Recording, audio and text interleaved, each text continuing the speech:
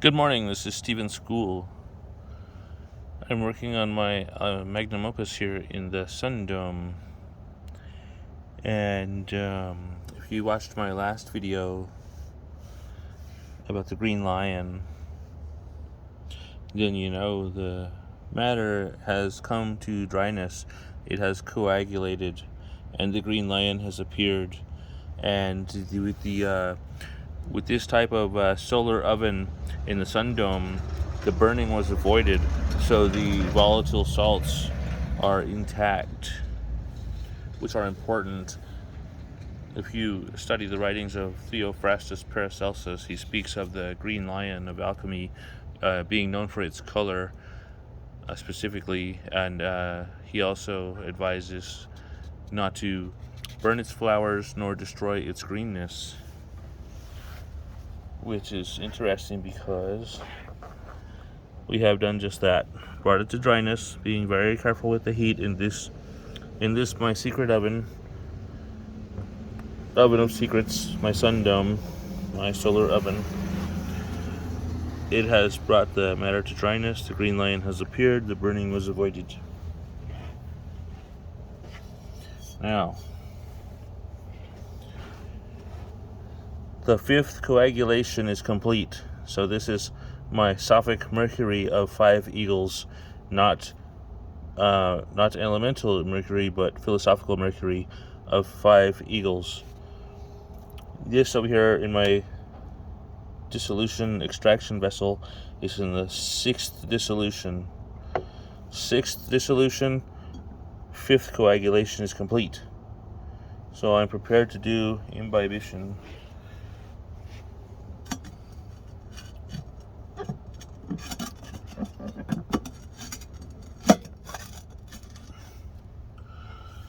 Okay, I've got the top removed.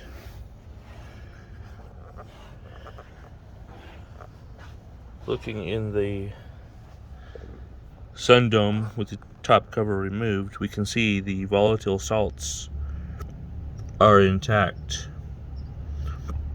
Look at all those fine little volatile salts. And the green lion, as stated in the writings of Theophrastus Paracelsus, the green lion of alchemy is known for its color, green, which we see here, green. Hey, look at these colors. I'm starting to see some color. More colors than I was actually expecting to see. Maybe a hint of peacock's tail prematurely. In old alchemical manuscripts, they talk about a secret in alchemy where metals are dissolved by a secret water without violence, or acid, really without, in the writings of Sendivogius, the way he described it was gold melts in this water or gold melts like ice in warm water. It's been many years since I read it, but he basically said gold melts like ice in warm water. Of course, whether he meant actual gold, in alchemy they use metaphors, so metaphors, codes, riddles. So my understanding, when I hear an alchemist say gold,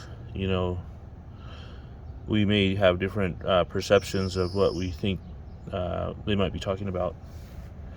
So anyway, this material over here is in the 6th dissolution, and we're going to take a look at that. Look, it looks pretty healthy, doesn't it? The vinegar's got good color. Lots of the white material below. In old alchemical imagery of the green lion devouring the sun, you see the moon waits in the water below, and the sun is above. So here I see a sun and moon in alchemy.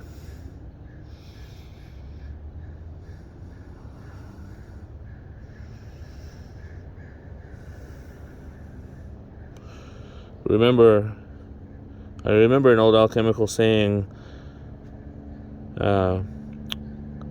His father is the sun, the moon its mother.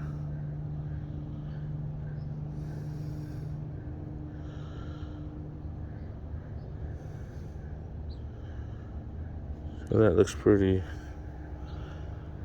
good. All right, this is going to be an interesting episode. A lot of people, have been saying they don't understand my videos. According to my YouTube statistics, it looks like a lot of people do not watch the full video, but only a very small portion of it. I have made plenty of videos, lots of them.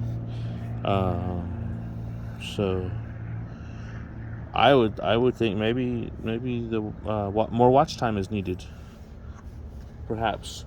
Okay, so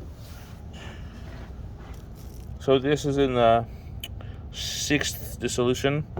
The 5th coagulation is complete, so I am in the 6th turn of the wheel in alchemy.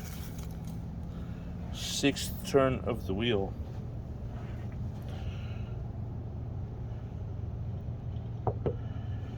I'm going to pour a little bit of that in there, and then I'm going to read some Bible alchemy, some Bible quotes that I found that I believe have direct application to this work.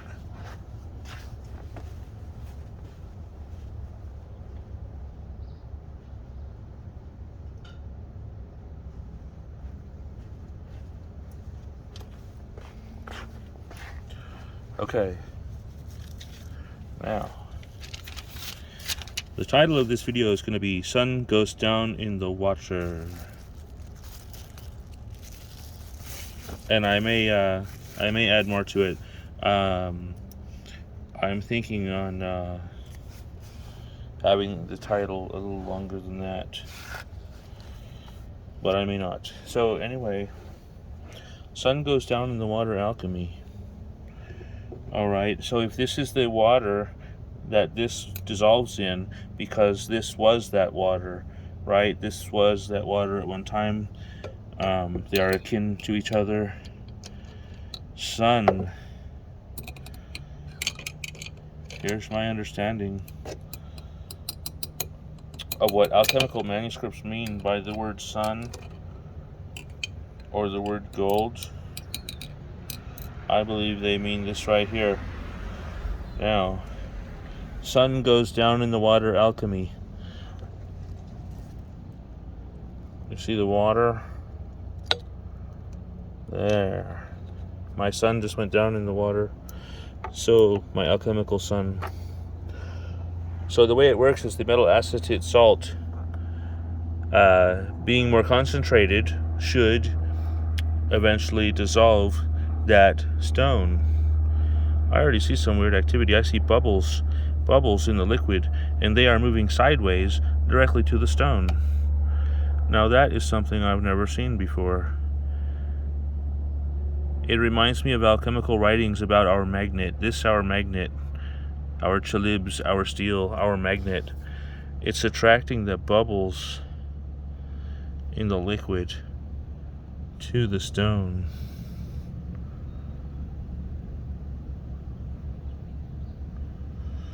Interesting. Never seen that before.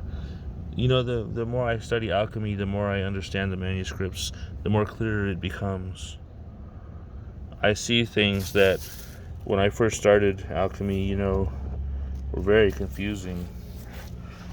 Very, very confusing. But the further I go, the more clear it becomes. Okay, so the sun has gone down in the water. Alchemy. What I'm going to do now is finish my imbibition. Pouring this material off.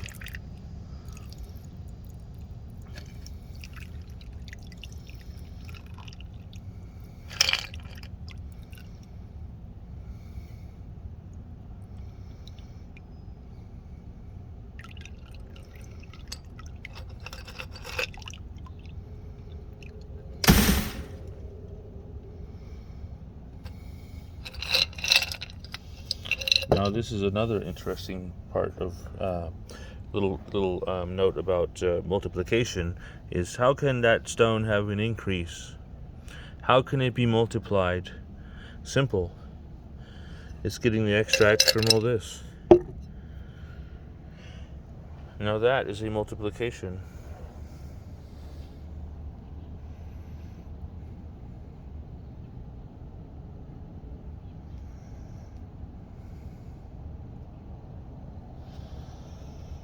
Okay, so that is the sixth imbibition, number 6. And don't go away, because we're not done here yet. I have some Bible quotes, as I said, that are directly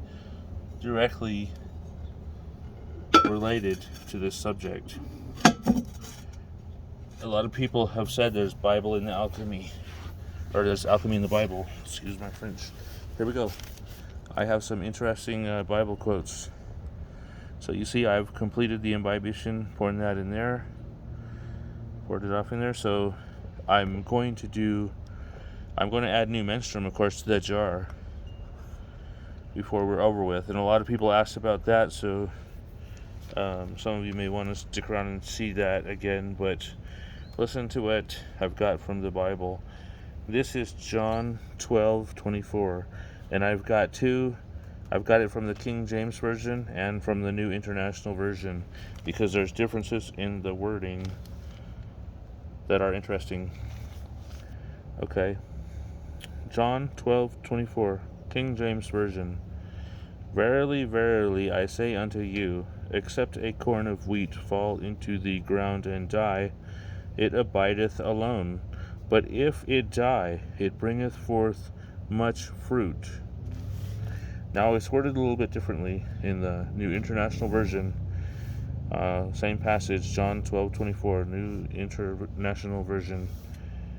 Verily, very truly, I tell you, unless a kernel of wheat falls to the ground and dies, it remains only a single seed. But if it dies, it produces many seeds.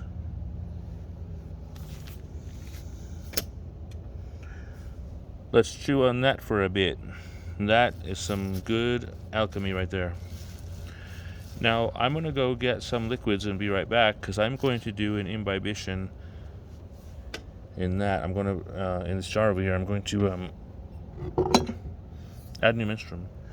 And so you may want to watch that. I'll see you. Be right back.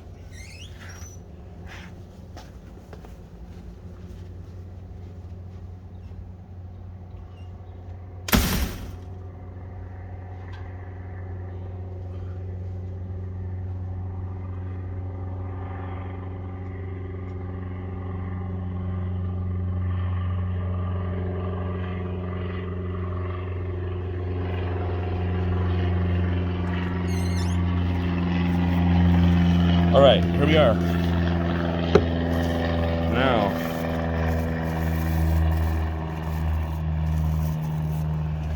I've got the piece of plastic wrap that I used to cover the top of this jar, and I'm going to write a number 7 on it.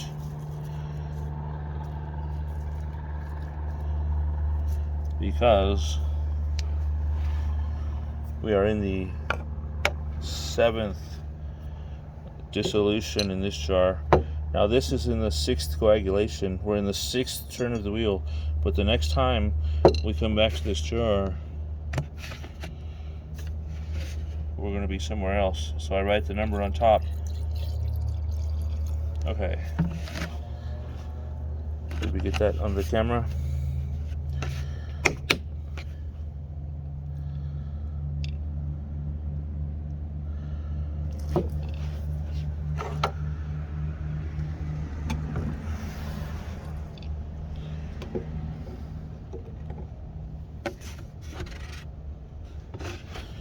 Now, for the next part of it,